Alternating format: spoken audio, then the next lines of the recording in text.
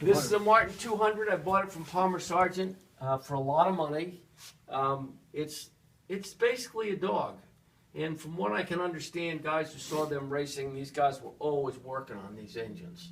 I know I was. It doesn't stay running. I had to replace the O-rings every time I ran it. Wow. And I tried different ones. It does okay, but it's definitely not a winner. And George Martin designed this thing, and then he left the Martin pressure cooker company. Not Martin, Presto. Presto. Let's see, who was it? Yeah, Presto. National Pressure Cooker Company. National Pressure Cooker Company. And he left because this thing, the poppet valves work great in the little ones, but on this one they're great big things, and I think they're too slow. The time it takes for them to open and close makes this engine just incapable of going much faster than about 5,500 RPM. It limits it.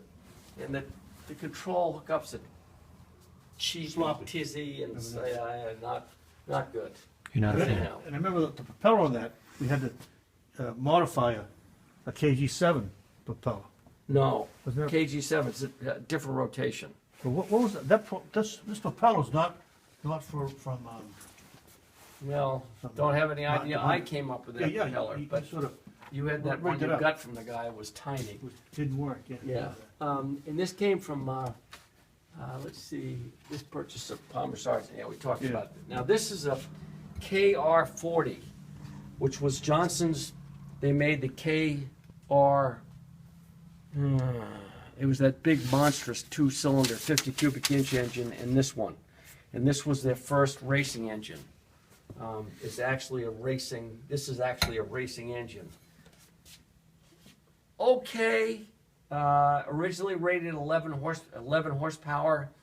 That was to use the cutouts. It had cutouts down here. They were part of it. And it was only in 1 year's advertising, and then it disappeared. And in the service manual, it's rated at 9 horsepower, because that means you have to leave the mufflers on to get that 9. To get that 11, you have to use the cutouts. It's okay, but it doesn't compete with the Chief. It doesn't even come close. So this is the KG7 Q. It's a longer leg. It's got this would you would have run on a Wolverine, a standard boat.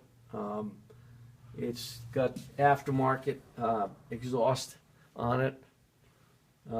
If you take this off altogether, the engine actually produces more horsepower. You got straight out through exhaust, so it wasn't tuned or anything, but it looked cool.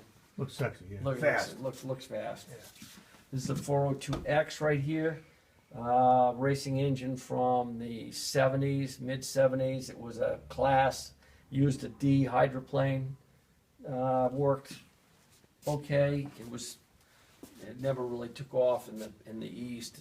In the Midwest, I guess it was quite a class for a while. They're a little bit slower than the D engines, maybe about 10 miles an hour. But guys still has to get killed in them. So this engine right here came from Again, Palmer Sargent. all these engines That's right. that they got for me. Right. Yes. And What- then this one, What's the name of this this museum? 402X, it came from Bob Cruikshank at Gillies Sales and Service. He was a student of mine, and the engine belonged to a fellow by the name of Ziz. And Ziz gave me the engine for pickup. You picked it up, David, and I paid for the propellers. That's all he wanted. This is a 25XD. It's still raced today. Came out, had a long leg on it like this right here.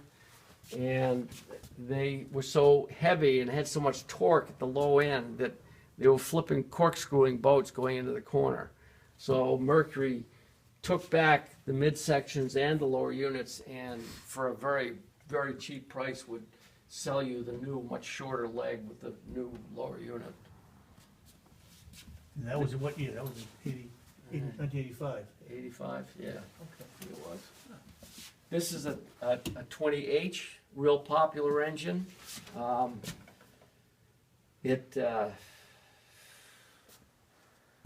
runs good. They don't like to start, or they were made for running and running hard. This is your spark advance. You kick that back with your feet after you got it started. A lot of guys would lock those into place. It runs okay. I guess the Champion hot rod was a little hotter, and Mercury got very upset about Champion hot rods winning the races. So they came out with this thing called a conversion right here, which is a set of tuned pipes that go down instead of out. And this engine produces somewhere in the neighborhood of, I'd say around 20 horsepower. 20, yeah. This engine right here, which is identical, same block, the lower unit's got different gears in it. It's a 1:6-1, that's a 1:1. It's got this has got the carburetor conversion kit, which you could also put on that engine. It has a pumper carb rather than a pressure tank, which was right there, and that's the standard pumper tank. And this engine produced around 35 horsepower. What a jump. Yeah. And then I guess Champion Hot Rod came out with a conversion. Mercury had enough control over the selection committee. They said no, you can't use it. This is a Ke7H. That was the next version after that one right there. This was what started off all the racing mania. They went from running standard boats with a Q leg to running specifically made for racing runabouts and hydroplanes. And these, of course, were made for that as well. This was before these two. And this engine right here is the A class. It's a 15 cubic inch KG4H. Same lower unit and leg. It just had a 15 cubic inch power head rather than a 20 cubic inch, that one. And this right here is a 40H. Really complicated to work on, but this engine, from what I'm told, this engine actually ran faster than the 55H because it has a semi-tuned exhaust, which the 55H does not. So this engine goes real good. I'm very pleased with the way it runs. Look at that. Notice this Dedmon Throttle. Yeah. You don't see many of those around. That came with the engine. Wow. That was a standard deal. And this came from Robert Haskell. He sold me the 40H, and I paid dearly for it. Where was he from, Maine? Yeah, he's from Maine. He's still around. Okay. This came from Darren Richardson. He's runs Jeff's Marine over there. He's the manager. Yeah. This KG4H. This one right here came from Paul Dione, who was a car parts salesman from up in Auburn. And Will Gagnon from Gardner, wasn't it? this one came from Mike Mike Kelleher and Will Gagnon. They provided me some parts. Both of them helped me out with parts on this one. Yeah. And let's see. Those fellows were racing. They used to race. Yes, they did. Both of them did. Yeah. Mike Keller, he placed out in the Nationals. Yes. And I think Will Gagnon did too. Yeah. I think they both did very well. I think they did okay nationally. This one right here, Ronald Wallace from down east. He and his brother both had one of these things. This had been run in the salt water. It was horrible to work on. I But don't know when you worked on that. Yeah. his son, or his grandson, excuse me, owns Four Seasons and Jefferson, that filling station. Yes. And this 25 XS came from Nick Cooper, lives down New Harbor, logger. And we already did Bob Cruikshank and so forth. Okay, we've got one set left of engines, and that's these four over here, 4 or 5 engines over here. I'll start with the Mercuries. This is a automatic transmission Mark 10. It had 2 sets of springs in the lower unit, so it had a forward, neutral, reverse. Very complex. They worked. The power heads worked great. The lower units were very durable. The real weak point in these things, they had a flat bearing that connected the transmission to the shaft, and the flat bearing wasn't anywhere near big enough, and that would fail if people ran it too hard. And it had a water pump. It was up high in the leg up in here, and they had a fairly high failure rate just simply because they were above the water. You know, took effort to draw it up. This 6 horsepower here is a full gear shift, forward, neutral, reverse.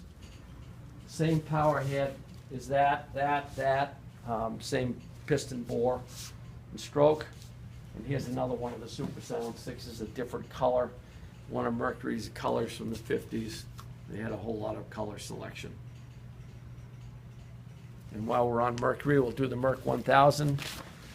This was the end of an era. As Terry Babcock said, he's one of the members of the club. He said when they came out with this engine, people looked at the engine, it was so big in their mind that was the end of people talking about, yeah, I've got a Thompson with a 50 horsepower Johnson on it, or an Evinrude. They stopped talking about that. They'd say, yeah, I've got a Thompson with a 100 horse on it. They stopped talking about motors. For whatever reason, I never really understood why, but that's kind of what happened. This right here is a Waterman Porto. One of the first production outboards. This is 1907. They say Ole Evinrude worked for him, and quite honestly, I used to look at Ole Evinrude's engine, which looked very much like that thing right there, his first one, and say, how crude can you get? Well, you look at this thing, and that was a real innovative jump from this engine right here. He fixed a lot of problems, put in a case closed lower unit, had the flywheel external so you could get at it. This thing has an internal flywheel. It's complex, it's cumbersome, but it does run. This one runs quite well. There were, some say 6,000, some say 3,000 of them made before Evinrude even patented his engine. And you got that from Mr. Sargent again, didn't you? Yeah, Palmer Sargent, Yeah. right. Yes, it did. I found that was in a guy's garage, all rusty. What was it? Just the piston head? This head? Yeah, it was all exploded. Yeah. You're pretty much looking at all the pieces that were there. You did a great job fixing that up. I mean, that was all frozen. I had a lot of help from my friends on that one. Yes. And I spent a lot of money too. Yeah. All right. Oh, that's Okay. yeah. Now this engine right here is a P30 Johnson. They came out with this. They were talking about it. The industry was in 1925. Everybody said they're crazy. It's way too big an engine. It'll never fly. This engine was the first engine to plane off about 15 miles an hour, and it changed the industry. I mean, it made Johnson's reputation. This thing, very reliable workhorse engine, and started well, ran well, and kind of made the day for Johnson. How'd you find this one here? I don't know where that one came from. I think I bought it from you, to be honest with No, you. I had one, but I didn't. You didn't get it from me, I don't think. You may get this from Dick Palmer. I never did any business with Dick Palmer. I don't know where I got it from. Yeah. I've had it for so long I've Yeah. forgotten, but I just did that thing Yeah. right there. This right here is the Ke7 Lightning. This was the first really hot Mercury. And this engine went into the Albany race, which was the premier race. It was a big deal. 1947. One kid, one Mercury, and he won his class, beat most of the next class, and beat a few of the class above that. He beat some of the 30 cubic inch engines. I mean, a lot of them. Wow. So people really noticed it. The next year, more than half of the engines in that Albany race were Mercuries. So this kind of made Ke7's reputation. When he heard the kid was running, his name was Culver. His father was a racer in the 30s, and Culver his father was a dealer for Mercury. And the kid took this, and Ke7, when he heard about it, was not happy that he was going to enter it in the race, but he cleaned up. I mean, what a brutal race. I mean, ungodly. But again, this engine is not something I'd want to take fishing. If I had my choice, I'd take that KE4. That's a great engine. This one puts out lots of horsepower, but can be cantankerous as hell running. Now, what was the difference between the KG Well, 4 and the KE was the first version. Yeah. All right, it had sand cast or cast clamp brackets that tended to break when they're racing, and it had a reed cage, an internal reed cage that only had 4 ports in it. Yeah. And then the later KF, they put on forged brackets and Some of them had that 8 pedal reed cage in it, Yeah. and that made them go even hotter. And I'm sure they changed the porting in it some, and then the KG was kind of the final deal.